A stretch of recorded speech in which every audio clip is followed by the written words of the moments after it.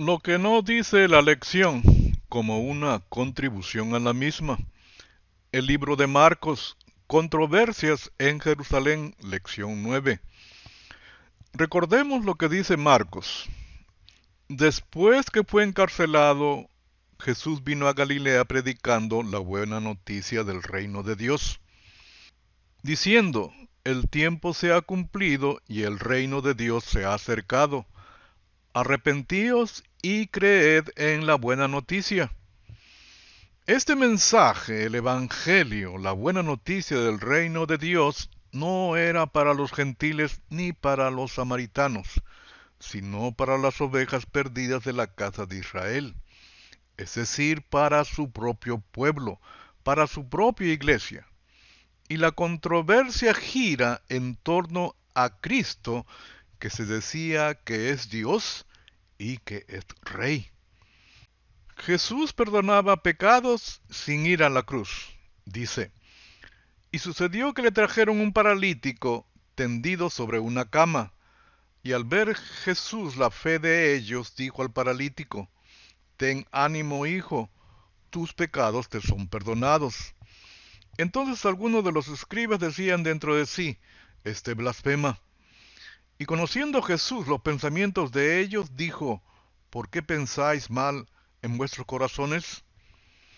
Porque ¿qué es más fácil decir, los pecados te son perdonados, o decir, levántate y anda? Pues para que sepáis que el Hijo del Hombre tiene potestad en la tierra para perdonar pecados, dice entonces el paralítico, levántate, toma tu cama y vete a tu casa. En aquel tiempo, ¿cómo Dios perdonaba los pecados de la gente? Un solo medio, el de un sacrificio. Y esto estaba a cargo de los levitas. La vida y la muerte estaba en la mano de ellos, y la manipulaban a su antojo. Sin ir a la cruz, estaba diciendo, yo soy, perdona tus pecados. Yo soy el que borro tus rebeliones por amor de mí mismo, y no me acordaré de tus pecados. Este mensaje crea controversia, porque atenta contra el poder de la cúpula sacerdotal sobre el pueblo. Yo les he dado tu palabra, y el mundo los odió porque no son del mundo como tampoco yo soy del mundo. ¿Quiénes son el mundo aquí? Su propia gente, los de su propia iglesia. Aprendido este mensaje, tal como lo enseñó el Señor Jesucristo, va a crear controversia. En Palestina, el asno no era un animal despreciado, sino noble. Cuando un rey iba a la guerra, montaba a caballo. Cuando venía en son de paz, montaba en un asno. La gente que estaba en Jerusalén para la Pascua, junto con los residentes locales, le dieron la bienvenida como Mesías. Es posible que no comprendieran la naturaleza de su mesianismo, pero lo aceptaron con entusiasmo. Decían, Hosana, bendito el que viene en el nombre del Señor, que está en Salmo 118, verso 26, que se cantaba en la Pascua. Pero el otro solamente lo registra Marcos, dice, bendito el reino que viene, el reino de nuestro padre David, hosana en las alturas. Cristo ya les había enseñado a orar, venga a nosotros tu reino. Pero Marcos dice, el rey de nuestro padre David.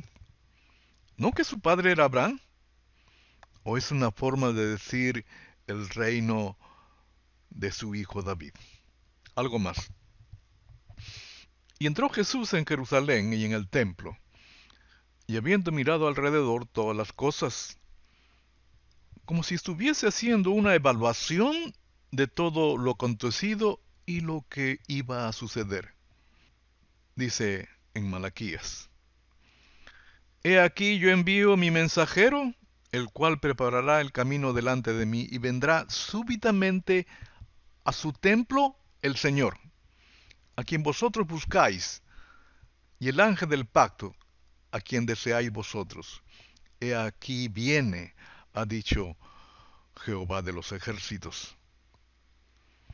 Dios había establecido un sistema de sacrificios que se realizaban en el templo, en los dos compartimentos. El primer compartimento con los servicios diarios en favor del pueblo, y el segundo compartimento el servicio en el día de la expiación en favor del pueblo.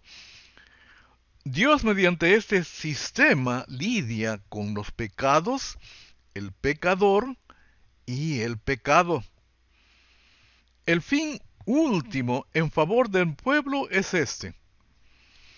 Esta es una ley perpetua para ustedes a fin de purificar al pueblo de Israel de sus pecados, haciéndolos justos ante el Señor una vez cada año.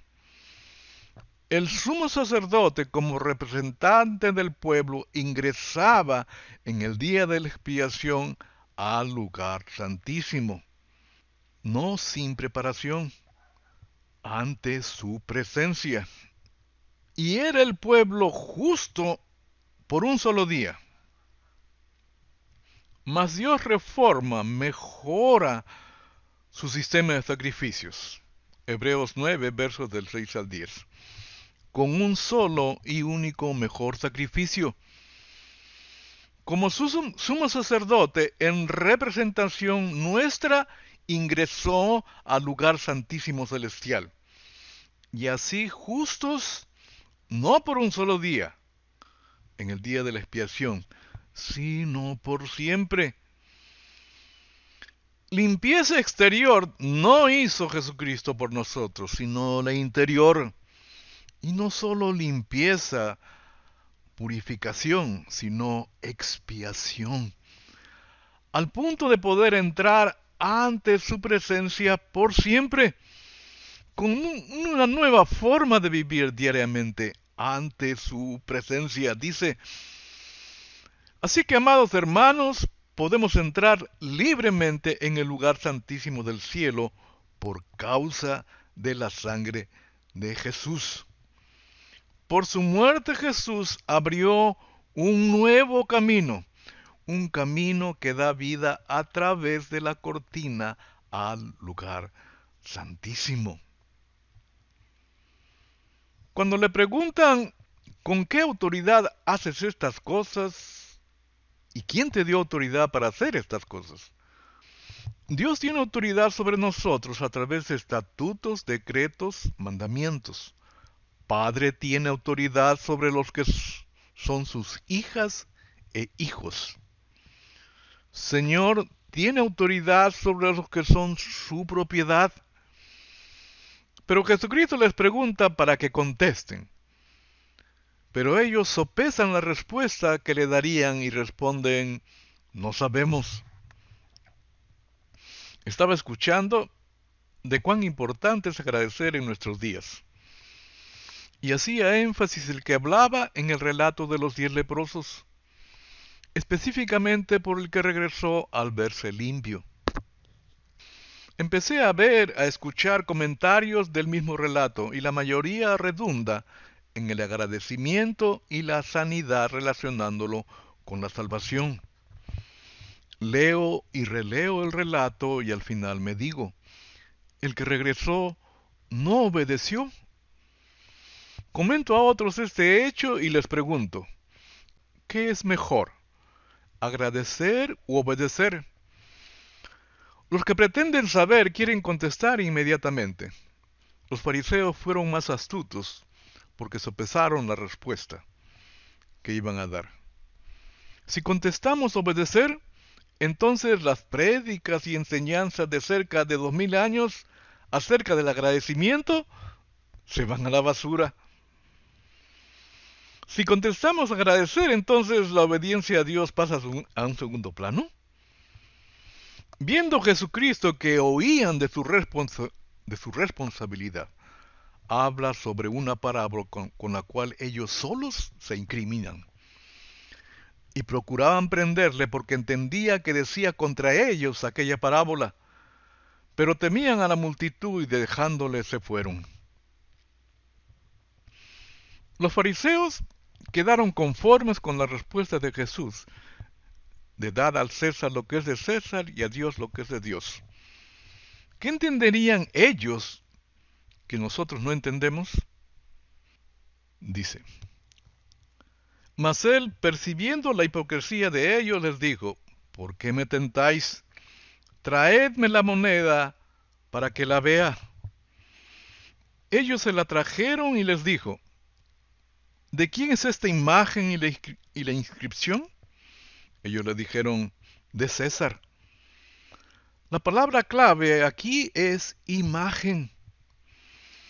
Toda vez que la imagen de César esté, a César le pertenece. Dádselo, tributen, paguen. Toda vez que vean la imagen de Dios, sírvanle. En cada uno de nosotros está la imagen de Dios, porque fuimos hechos a imagen y semejanza de Él. El problema de nosotros es que no vemos en nuestro prójimo la imagen de Dios, ni en nosotros mismos. Dunamis, poder, es inherente a Elohim, a Jehová, a la Trinidad. Dice, Pablo apóstol, no de hombres ni por hombres, sino por Jesucristo y por Dios el Padre que lo resucitó de los muertos. Y si el espíritu de aquel que levantó de los muertos a Jesús mora en vosotros, el que levantó de los muertos a Cristo, Jesús, vivificará también vuestros cuerpos mortales por su espíritu que mora en vosotros. Dios en nosotros. Y Dios que resucitó al Señor también nos resucitará a nosotros mediante su poder. Este poder dunamis nos es dado. Dice, pero cuando el Espíritu Santo venga sobre ustedes, recibirán poder, dunamis, y saldrán a dar testimonio de mí. Seréis mis testigos no solo en Jerusalén, sino también en toda Judea, en Samaria y hasta lo último de la tierra. En cualquier forma de gobierno existente, amar no es algo que se ordene, que se mande. Hay una forma de gobierno, el reino, en el cual sí se ordena.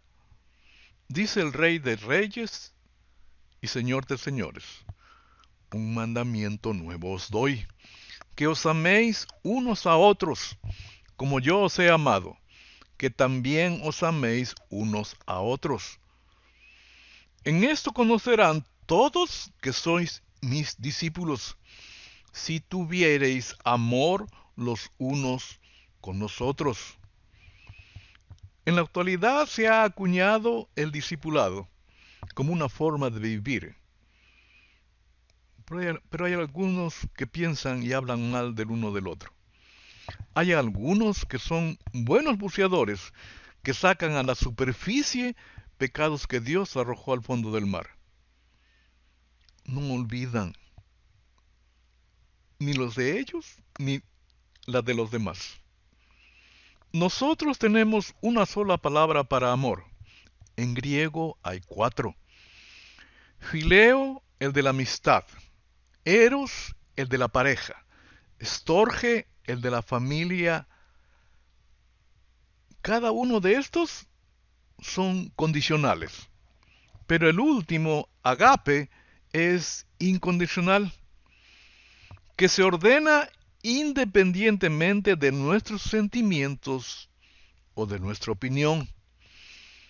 El prerequisito para ser bautizados por el Espíritu Santo, para recibir poder dunamis, es agape, amor, que solo y únicamente es dado por el Espíritu Santo mediante la regeneración por Él de nuestro ser.